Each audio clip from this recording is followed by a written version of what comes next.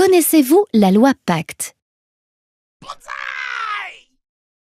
La loi Pacte, ou Plan d'action pour la croissance et la transformation des entreprises, est un projet de loi porté par le ministre de l'Économie et des Finances qui a 4 objectifs principaux.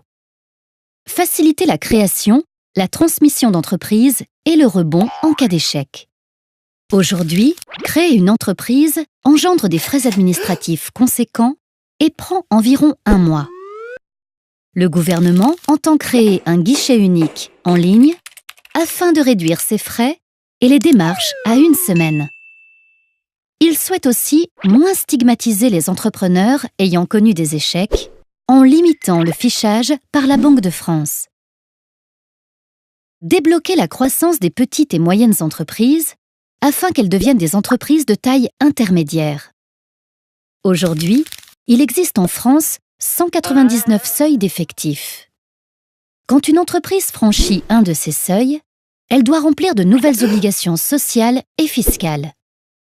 Ainsi, lorsqu'une entreprise passe de 19 à 20 salariés, elle subit notamment une hausse de sa cotisation au Fonds national d'aide au logement et elle doit rédiger un règlement intérieur.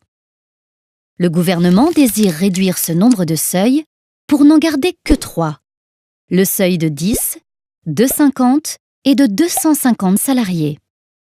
De plus, pour remplir les obligations liées au passage d'un seuil à un autre, le gouvernement souhaite laisser aux entreprises 5 ans. Inciter les épargnants à financer l'économie réelle et notamment les PME. Aujourd'hui, les produits d'épargne retraite servent principalement à financer la dette publique. Le gouvernement veut transformer la gestion de ces produits d'épargne retraite afin qu'ils servent davantage à financer les entreprises et particulièrement les PME.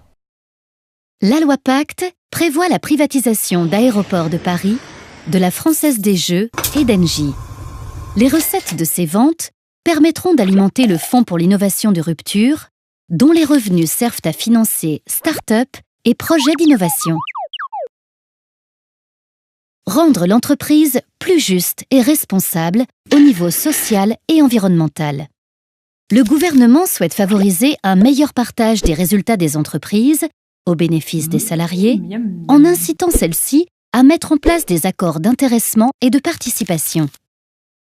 Le forfait social, qui est une contribution patronale à hauteur de 20%, sera supprimé pour les accords d'intéressement des entreprises de moins de 250 salariés, ainsi que pour les accords de participation pour les entreprises de moins de 50 salariés.